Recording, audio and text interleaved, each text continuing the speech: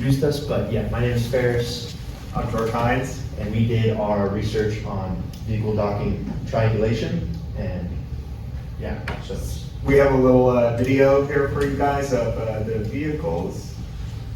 yeah. So this is like the vision of what it's supposed to look like, or not supposed to look like, but what it might look like as a final product when everything is kind of working together. And we are just trying to see how we can find the two vehicles. So nothing about the vehicles itself.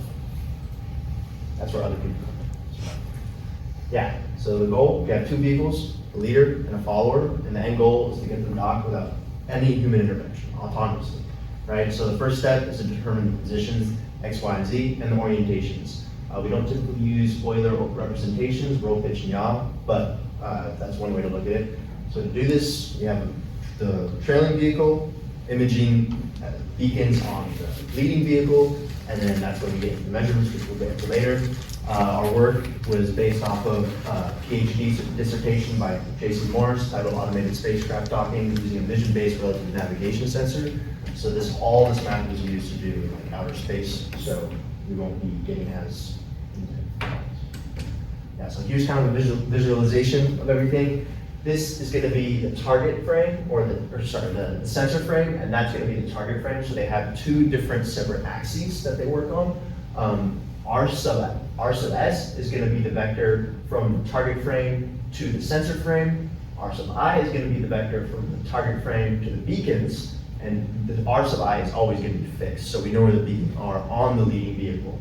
And then the sensor's frame job is to see the beacons, which is the LOS, line of sight, and then calculate the position of the beacons and then determine the orientation. Yeah, so here's a couple of equations. We have B sub I, which is going to be the measurement of the beacons with respect to the sensor frame. Then we have big B sub I, which is going to be the same representation of the beacons, but from the target frame. The matrix C is going to be what relates little b sub I to big B sub I.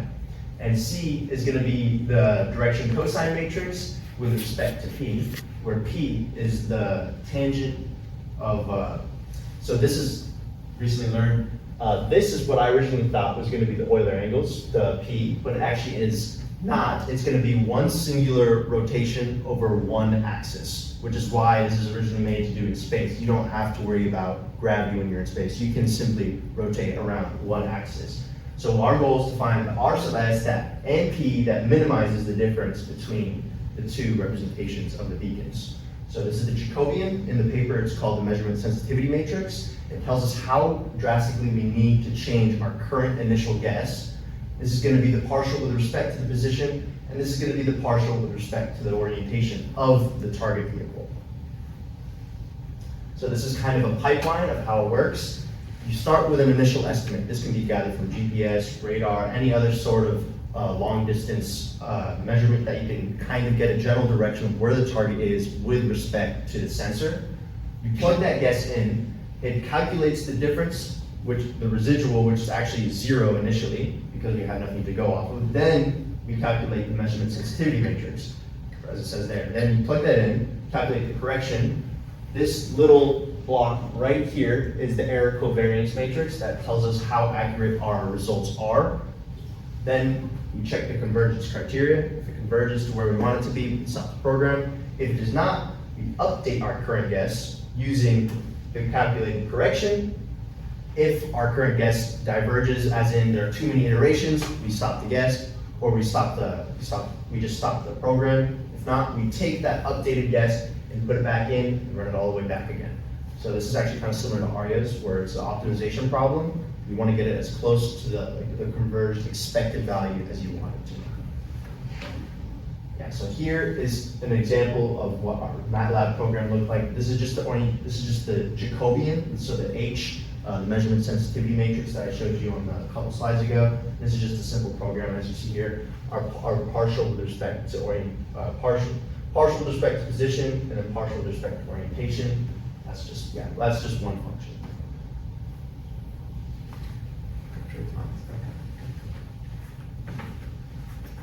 So now, in order to simulate all of this stuff, we were paired up with a group of engineers who happen to be here today. And so now they had to build the components to actually physically test this, but in the meantime, we were able to put together a simulation.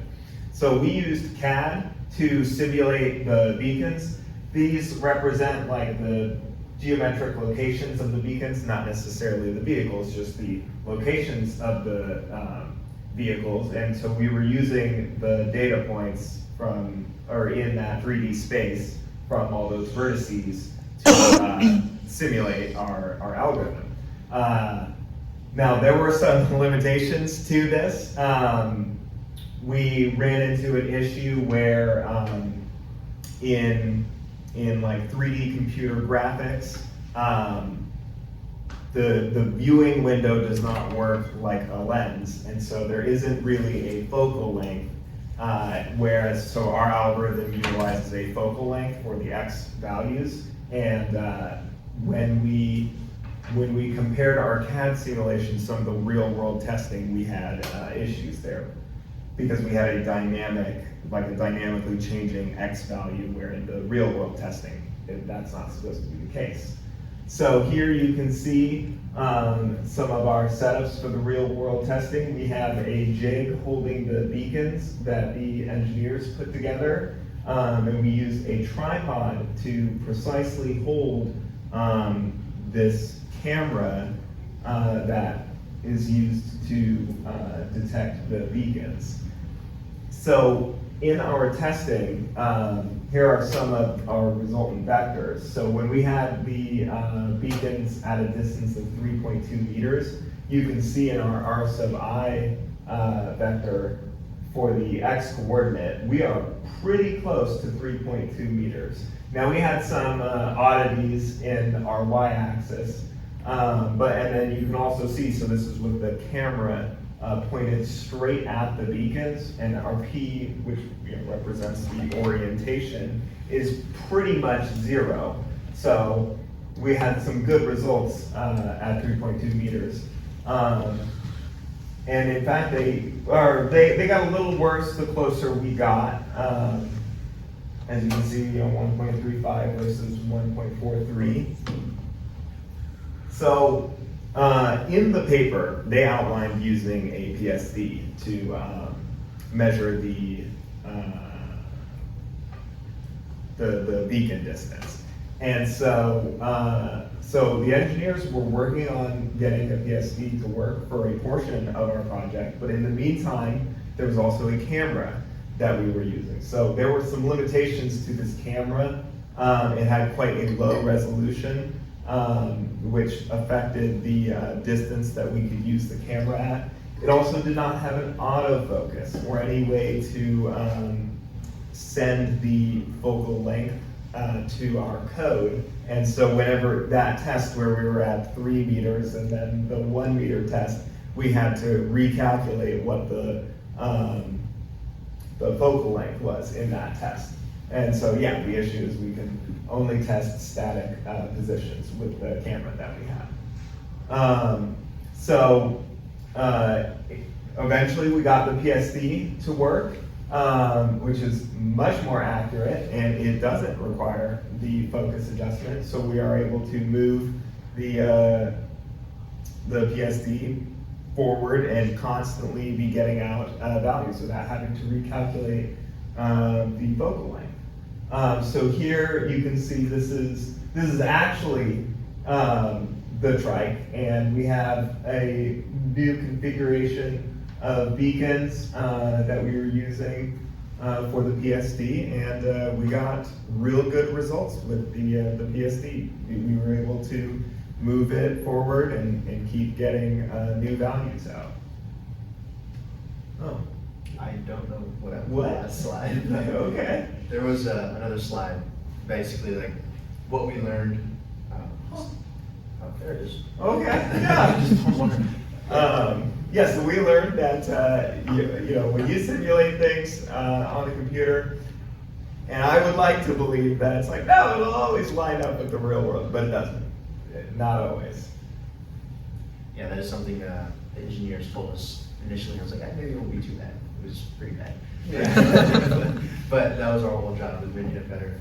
But yeah, that, it means testing takes time, right? We had an issue with the PSD with it coming in on time, so we were forced to use the camera, and like George discussed, there was a few limitations when it comes to using the camera, and we really wanted to see if our work was being accurate given those limitations, or if it was inaccurate because we made a mistake somewhere along the line. And that also leads to the next part where communication is key. You gotta work together efficiently and effectively if you wanna get stuff done on time. If you don't, you're gonna be left behind, and there's gonna be a lot of pressure weighing on you and your team also. So, yeah, that's pretty much it. Does anybody have any questions?